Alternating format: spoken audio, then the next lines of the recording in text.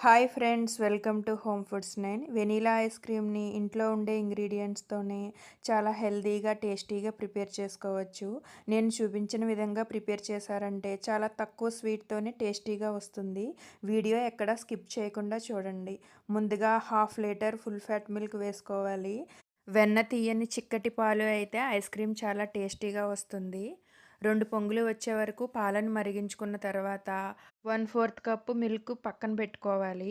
Half cup చక్కెర వేసుకుని చక్కెర కరిగే వరకు పాలను మరిగించుకోవాలి. 2 టేబుల్ స్పూన్ల కస్టర్డ్ పౌడర్ కానీ, కార్న్ ఫ్లోర్ కానీ వేసి పావు కప్పు మిల్క్‌లో బాగా కలపండి. స్టవ్ లో ఫ్లేమ్‌లో పెట్టుకుని దీనిని పాలల్లో కలిసేలాగా బాగా కలుపుకోవాలి. స్టవ్ హై ఫ్లేమ్‌లో పెట్టకుండా లో ఫ్లేమ్‌లోనే పెట్టండి. ఎక్కడ ఉండలు లేకుండా కలుపుకోవాలి. పాలు చిక్కపడే వరకు ఉడికించుకోవాలి. ఇలా ఉడికించుకున్న తర్వాత స్టవ్ ఆఫ్ చేసి ఒక టేబుల్ స్పూన్ వెనిలా ఎసెన్స్ వేసి బాగా కలపండి. మీ దగ్గర వెనిలా ఎసెన్స్ లేకపోతే స్కిప్ చేయండి. ఏమీ వేయకపోయినా కూడా నేను చూపించిన విధంగా ప్రిపేర్ చేశారంటే టేస్ట్ చాలా బాగా వస్తుంది. ఎక్స్ట్రా టేస్ట్ కోసం ఒక టేబుల్ స్పూన్ నెయ్యి వేసుకోండి. నెయ్యి వేసుకుంటే టేస్ట్ చాలా బాగుంటుంది.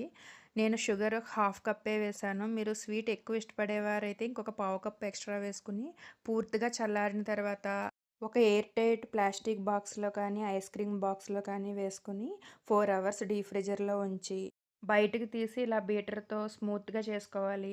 మీ దగ్గర బీటర్ లేకపోతే మిక్సీ జార్లో కూడా చేసుకోవచ్చు. మిక్సీ జార్లో ప్రిపేర్ చేసుకునేటప్పుడు ఒకేసారి మిక్సీ పట్టకుండా మధ్య మధ్యలో ఆగుతూ మిక్సీ పట్టుకోండి.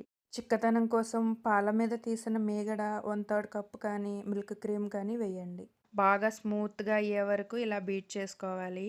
ఇది చిక్కటి కన్సిస్టెన్సీలో వచ్చేలాగా ప్రిపేర్ చేసుకోవాలి. లేదంటే ఐస్ క్రీము స్మూత్గా కాకుండా ఐస్‌లా గట్టిగా వస్తుంది. ఒకవేళ మీ దగ్గర మిల్క్ క్రీమ్ హాఫ్ కప్పే ఉన్నట్లయితే కస్టర్డ్ పౌడర్ 2 స్పూన్స్ కాకుండా 3 టేబుల్ స్పూన్స్ వేసుకోండి. అప్పుడు సరిపోతుంది. కానీ ఇలా ఎక్కువ మిల్క్ క్రీమ్ వేశారంటే టేస్ట్ చాలా బాగా వస్తుంది. మనం ఇంట్లో ప్రిపేర్ చేసిన క్రీమ్ అయితే ఇంకా బాగుంటుంది టేస్ట్.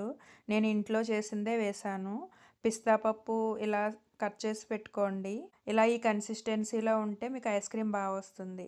దీన్ని 12 అవర్స్ డీప్ ఫ్రీజర్లో ఉంచి సర్వ్ చేసుకోవచ్చు. లేదంటే ఇంకా స్మూత్గా కావాలంటే నేను చూపించిన విధంగా 8 అవర్స్ డీప్ ఫ్రీజర్లో ఉంచి ఒక మిక్సింగ్ బౌల్లో వేసి దీన్ని బాగా స్మూత్గా అయ్యే వరకు బీట్ చేసుకోవాలి. నా ఛానల్ని మీరు ఫస్ట్ టైం చూస్తున్నట్లయితే సబ్స్క్రైబ్ చేసుకోండి. ఐస్ క్రీమ్ బాగా స్మూత్గా రావాలంటే ఇలా ఎక్కువసేపు బాగా బీట్ చేసుకోవాలి.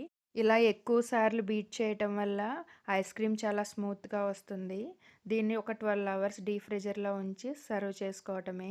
పిస్తా పప్పు కానీ, టూటీ ఫ్రూటీ కానీ వేసుకుని సర్వ్ చేసుకోవచ్చు. మనకి డైలీ పాలపైన వచ్చే మీగడని ఒక వారం రోజుల పాటు తీసి ఫ్రిడ్జ్లో ఉంచి దానితో ఈ ఐస్ క్రీమ్ చేశాను. అందుకే టేస్ట్ చాలా బాగా వచ్చింది.